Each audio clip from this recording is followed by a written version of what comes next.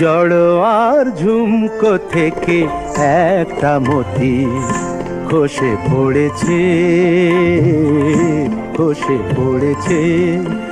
আমি কুড়িয়ে নিয়েছি, আমি কুড়িয়ে নিয়েছি। যদি এই মুক্তোর আংটি করি, এই মুক্তোর আংটি করি, করবে তুমি কি? জড়োয়ার ঝুমকো থেকে একটা মতি খসে পড়েছে, খসে পড়েছে।